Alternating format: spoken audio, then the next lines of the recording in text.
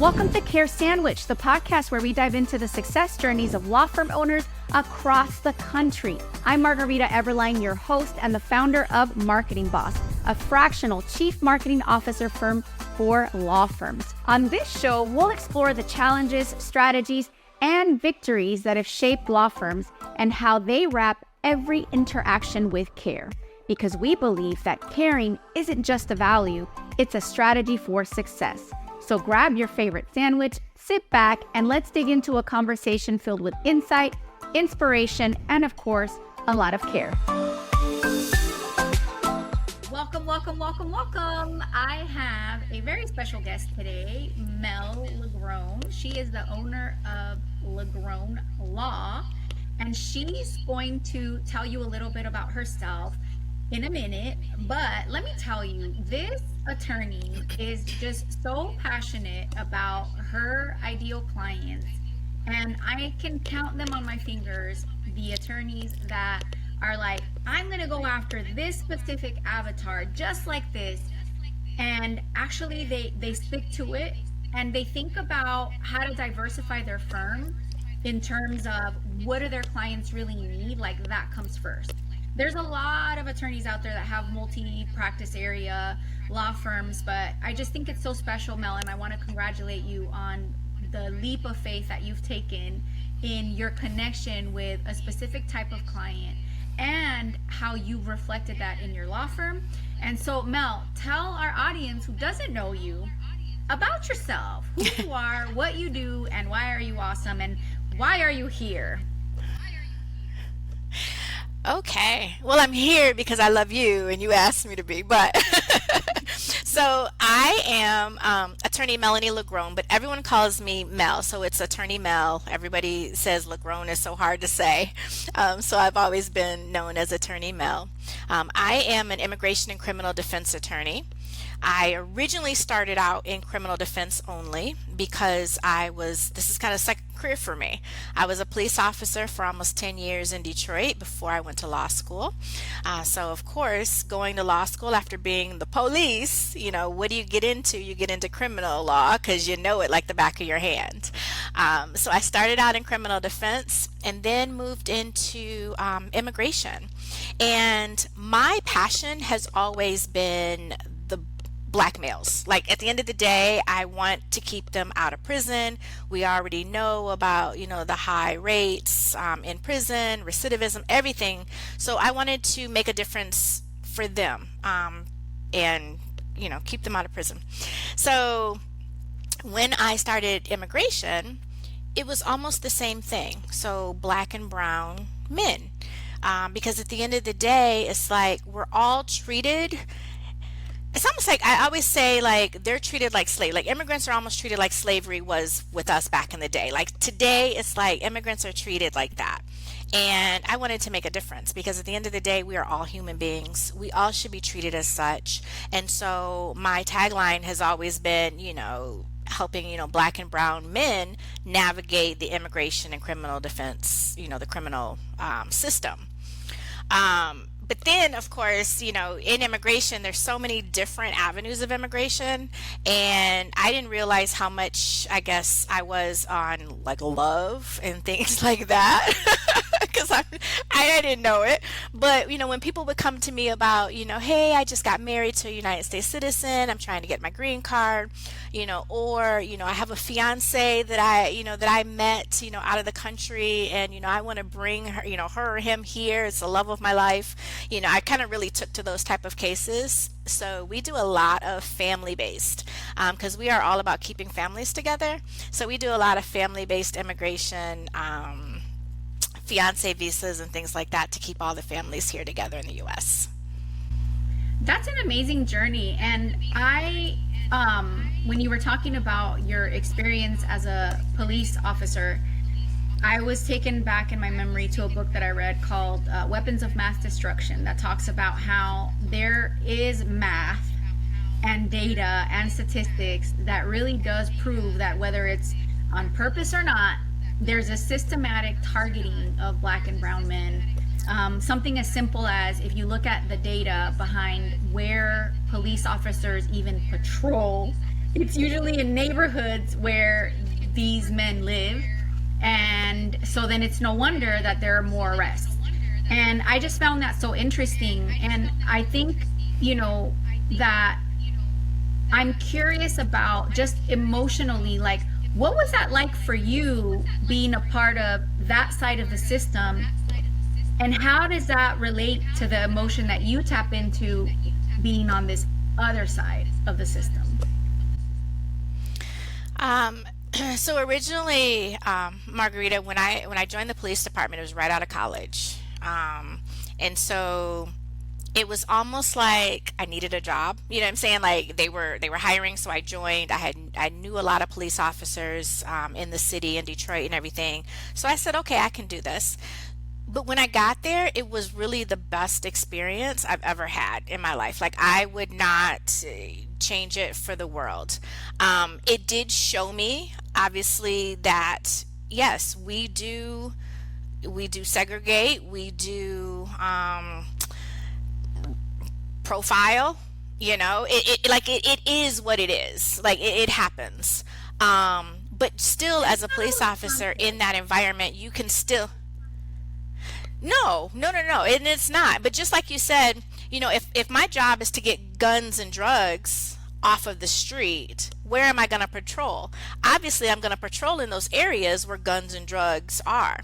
Well, if you're patrolling in those areas where guns and drugs are, if you have like a lower economical, status, like if you are a young black male who, is single parent home or whatever and can't, you know, go out there and get a proper job per se or whatever, where are you going to live or what are you going to do? You're going to be in those areas. And so ultimately, who's going to get arrested?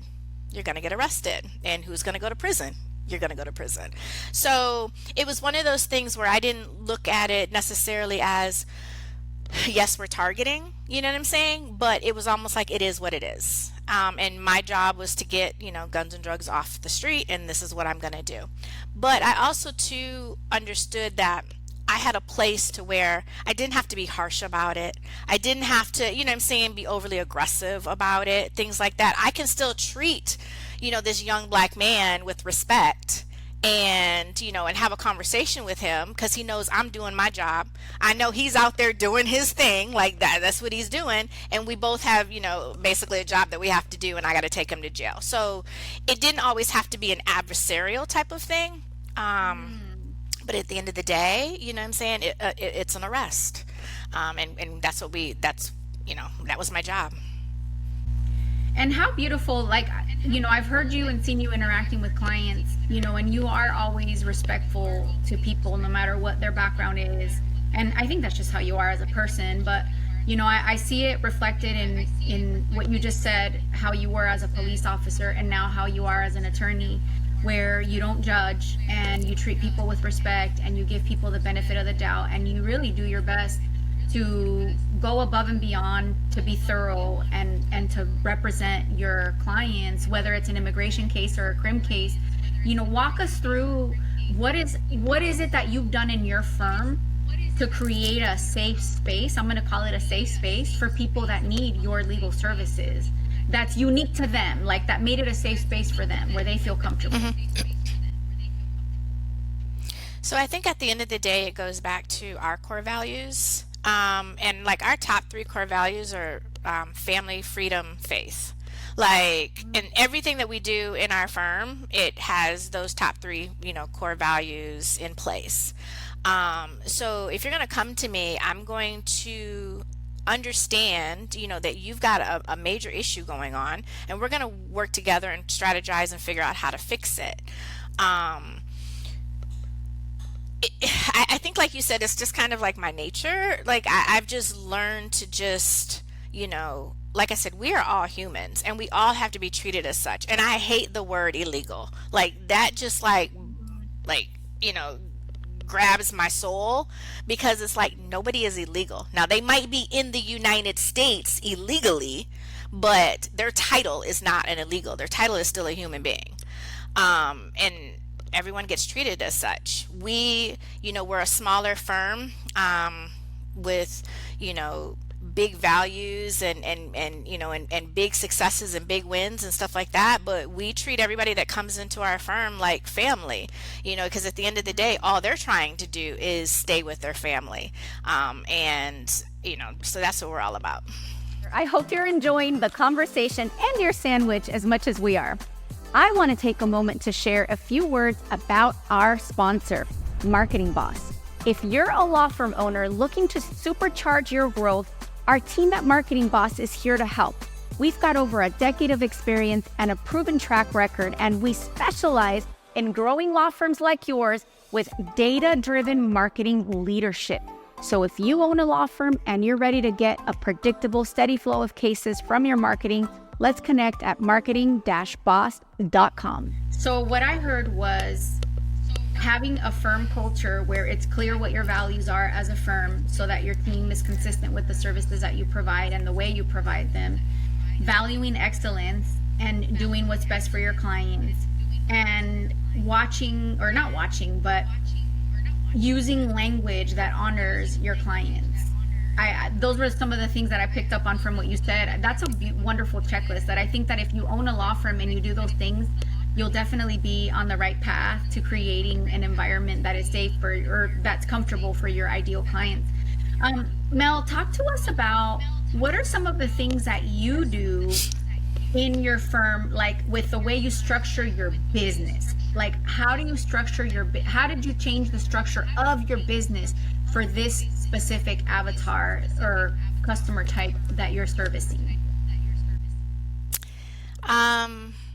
So what we did over the past few months is we went through a new branding. And the reason why we did that was because we were trying to figure out how to add more value to our clients. As immigrant clients, when they come in, as you know, they already don't trust lawyers. You know what I'm saying? They don't trust the system. They don't, heck, my criminal clients don't trust the system and don't trust lawyers. And I want my clients to know that, no, here, like, you can trust, like, I'm very transparent. I tell you what I can do and what I can't do. I always tell them, I say, I'm going to tell you what you need to hear versus what you want to hear. Okay. And so you can take that or leave it, but that's how I am. I'm very transparent and very upfront. So I feel like my client, is that an official policy, like with your staff, that's always the approach, is we tell people what they need to hear? Wow. Okay. Yes, absolutely. Absolutely. I'm going to tell you what you need to hear, not what you want to hear. Because I can feed you hope all day.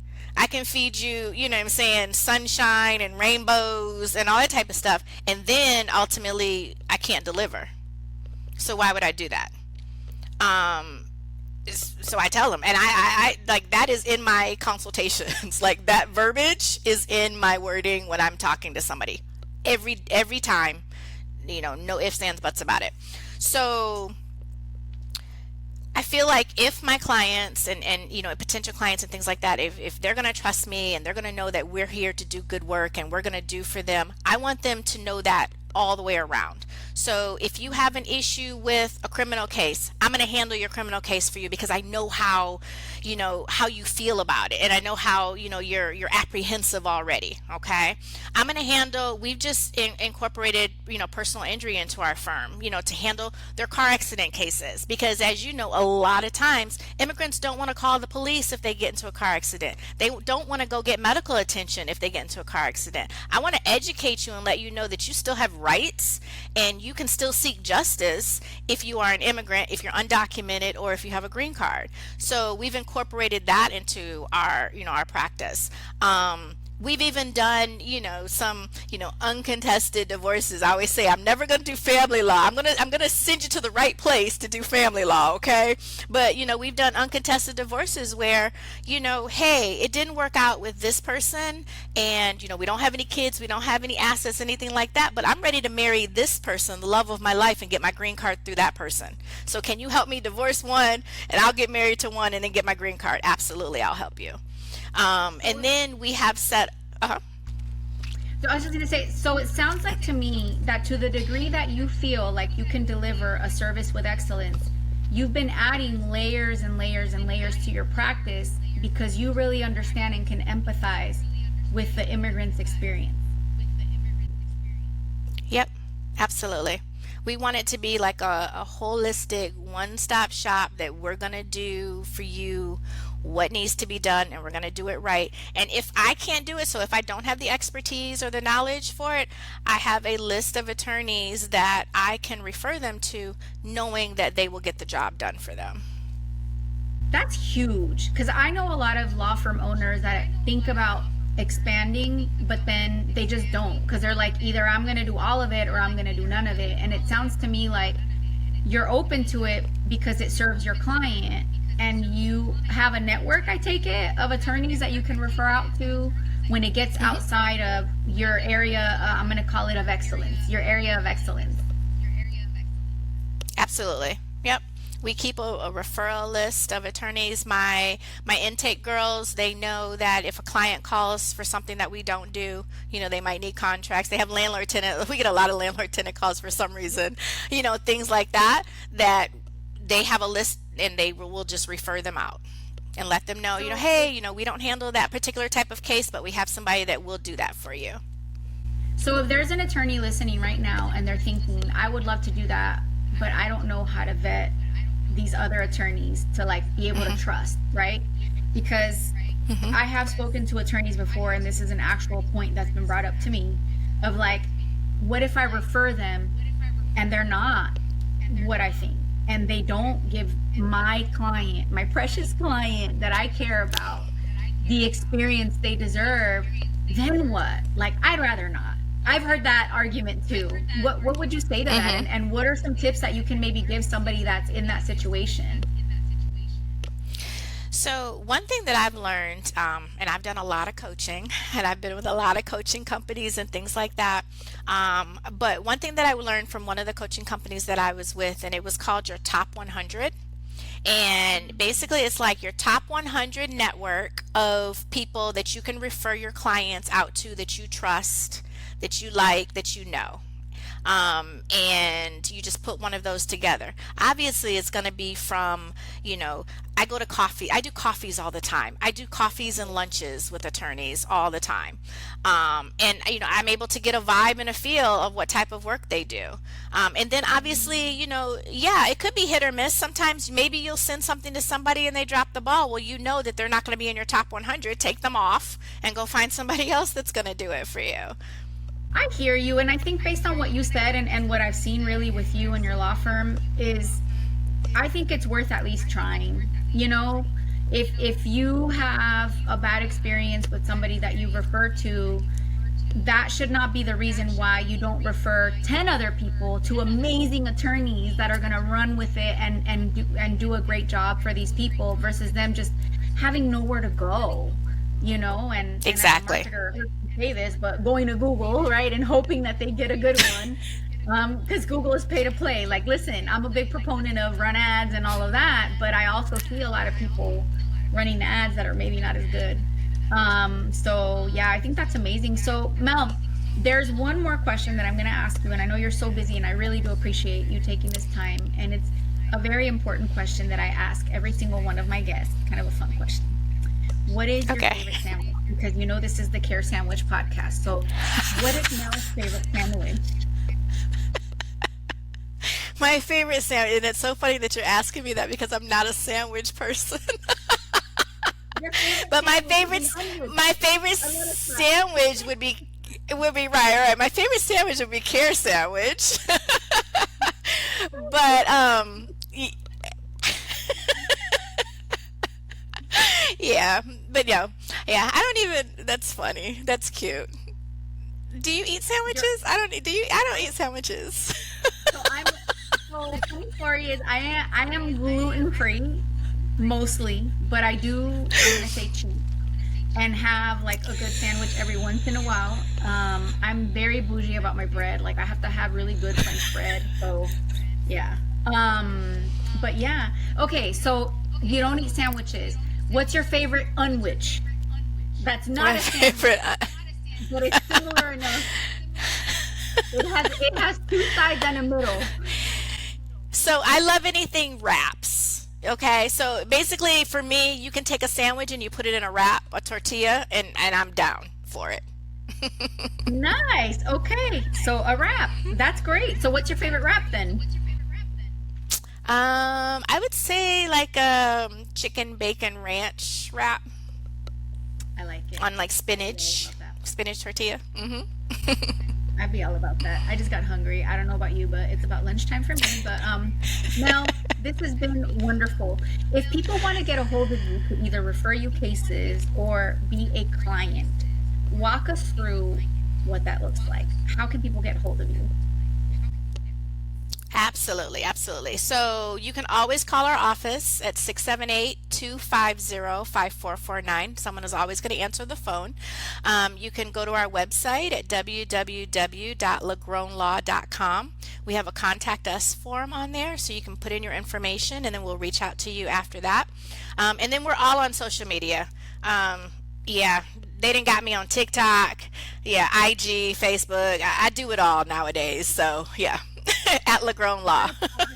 And I have to brag on you because your contact form takes people down a nice journey, right? You have your automation set up and all of that. So that's pretty cool too. Is, when you fill out a form on Mel's website, you'll get an email right away, no matter what time of day it is, saying thank you, we got your message, Yep. and so on and so forth. So that's also really awesome that you do that. And yeah, this has been great. So there you have it, folks. You can find her on your favorite social media platform. You can find her online. She may or may not be running ads, and she can get right back to you during business hours if you fill out that contact form, and help you with your case or help you with a referral. You can trust Mel. Thank you so much for watching. We'll see you on the next episode of The Care Sandwich.